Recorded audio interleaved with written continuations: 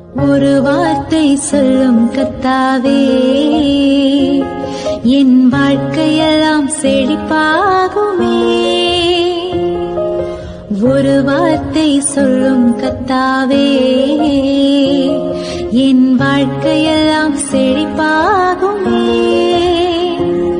ஆண்டவராகிய இயேசு கிறிஸ்துவின் இனிதான நாமத்திலே ஒரு வார்த்தை சொல்லும் கர்த்தாவே என்ற தியான நிகழ்ச்சிக்கு உங்களை அன்புடன் வரவேற்கிறோம். கர்த்தர் கிருபையாய் தந்த இந்த நல்ல நாளிலும் மீண்டும் உங்களை கர்த்தருடைய வார்த்தை மூலம் சந்திப்பதிலே மிக்க மகிழ்ச்சி அடைகிறோம். நீங்கள் எல்லாரும் சுகமாக இருக்கிறீர்களா? கர்த்தருடைய கிருபையினாலே நீங்கள் எல்லாரும் சுகமாக இருப்பீர்கள் என்று சொல்லி நாங்கள் நம்புகிறோம். கர்த்தருடைய கிருபையும் சமாதானமும் உங்கள் குடும்பங்களிலே பெருகுவதாக. கடந்த நாளிலே கேள்வி நேரத்தில் கலந்து கொண்டு பதில்களை அனுப்பி கொடுத்த அனைத்து கர்த்தருடைய பிள்ளைகளையும் இயேசு கிறிஸ்துவின் நாமத்திலே வாழ்த்துகிறோம். கர்த்தர் உங்களை ஆசீர்வதிப்பாராக. அப்போஸ்தலர் 4ஆம் அதிகாரம் 11ஆம் வசனம். வீடு கட்டுகிறவர்களாகிய உங்களால் அற்பமாய் எண்ணப்பட்ட அவரே மூளைக்கு தலைக்கல்லானவர். கிறிஸ்துவுக்குள் மிகவும் அன்பான தேவனுடைய பிள்ளைகளே, கர்த்தர் இந்த நாளிலும் நமக்கு தரும் ஆசீர்வாதமான வார்த்தை என்னவென்றால், அற்பமாய் எண்ணப்பட்ட அவரே மூளைக்கு தலைக்கல்லானவர். நம்முடைய ஆண்டவராகிய இயேசு கிறிஸ்து மூளைக்கு தலைக்கல்லாக இருக்கிறார். அவரை சொந்த இரட்சகராக ஏற்றுக்கொண்டிருக்கிற அவருடைய பிள்ளைகளாகிய நீங்கள் மூளைக்கு தலைக்கல்லாக இருப்பீர்கள். இந்த உலகம் ஒருவேளை உங்களை அற்பமாக எண்ணலாம், உங்கள் குடும்பத்தாரே உங்களை அற்பமாக பேசலாம், சொந்த பந்தங்கள் உங்கள் வசதி வாய்ப்பை பார்த்து உங்களை அற்பமாக நடத்தலாம், உடன் வேலை பார்ப்பவர்கள் உங்கள் படிப்பை பார்த்து ஜாதியை பார்த்து உங்களை ஏளனமாக அற்பமாக நடத்தலாம். கவலைப்படாதிருங்கள். அற்பமாய் எண்ணப்பட்ட உங்களைத்தான் கர்த்தர் தெரிந்து கொண்டிருக்கிறார். 1 கொரிந்தியர் 1ஆம் அதிகாரம் 28ஆம் வசனம் இப்படியாக சொல்கிறது, உள்ளவைகளை அவமாக்கும்படி உலகத்தில் இழிவானவைகளையும் அற்பமாய் எண்ணப்பட்டவைகளையும் இல்லாதவைகளையும் தேவன் தெரிந்து கொண்டார். என கண்பான தேவனுடைய பிள்ளைகளே, இந்த உலகம் உங்களை இழிவுபடுத்தியிருக்கலாம், உங்களை புறக்கணித்திருக்கலாம், என்னை யாருமே கண்டுகொள்வதில்லை என்று நீங்கள் வருத்தப்பட்டிருக்கலாம். இந்த உலகம் உங்களை பார்த்து அற்பமாய் நினைத்ததல்லவா, அவர்கள் முன்பே கர்த்தர் உங்களை உயர்த்தி மேன்மைப்படுத்துவார். 1 சாமுவேல் 2ஆம் அதிகாரம் 8ஆம் வசனத்தை வாசித்து பாருங்கள். அவர் சிறியவனை புழுதியில் இருந்து எடுத்து எளியவனை குப்பையில் இருந்து உயர்த்துகிறார்.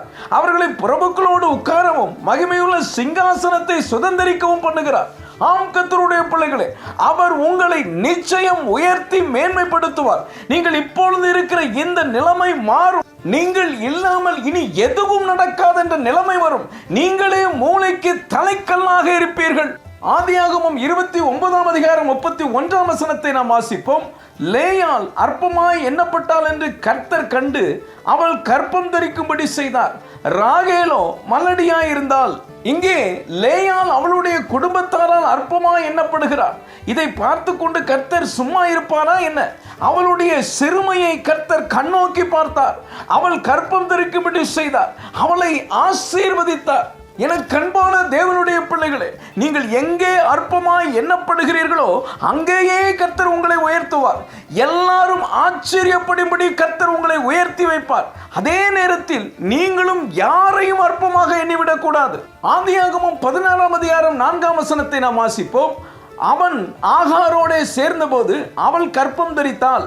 அவள் தான் கற்பவதியானதை கண்டபோது தன் நாச்சியாரை அற்பமாக எண்ணினாள்.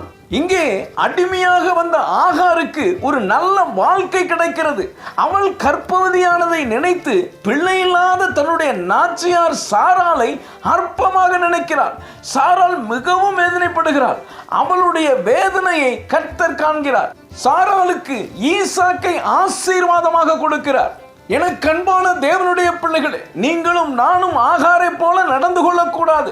நாமும் கூட ஒரு காலத்தில் அடிமைகளாக இருந்தோம். இன்றைக்கு சுதந்திரவாளிகளாய் மாறி இருக்கிறோம். நமக்கு ஒரு நன்மை கிடைத்தவுடன் கிடைக்காதவர்களை அற்பமாக நினைக்க கூடாது. நீங்கள் நிறைய படித்தவர்களாக இருக்கலாம், ஆஸ்தி செல்வம் உங்களுக்கு நிறைய இருக்கலாம். அதெல்லாம் கர்த்தர் உங்களுக்கு கிருபையாய் தந்தது.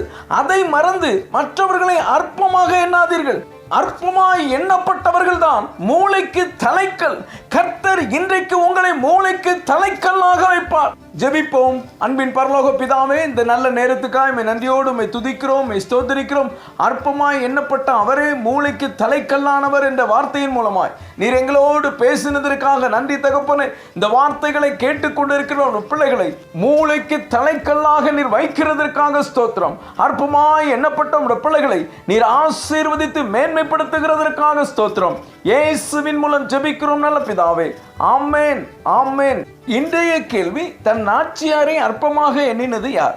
ஏ லேயாள், பி ஆகார், சி ரூத், டி எஸ்தர். இந்த கர்த்தருடைய வார்த்தை உங்களுக்கு ஆசீர்வாதமாக இருந்திருக்கும். ஏனால் தயவுசெய்து லைக் பண்ணுங்கள். உங்களுடைய நண்பர்களுக்கும் உறவினர்களுக்கும் வாட்ஸ்அப்பில் இருக்கிற அனைத்து குழுக்களுக்கும் அனுப்பி கொடுங்கள். தொடர்ந்து நம்முடைய RCIM மிஷனரிமார்களுக்காக ஜெபித்துக் கொள்ளுங்கள். கர்த்தர் உங்களையும் உங்கள் குடும்பத்தின் பிள்ளைகளையும் அபரிவிதமாய் ஆசீர்வதிப்பாராக.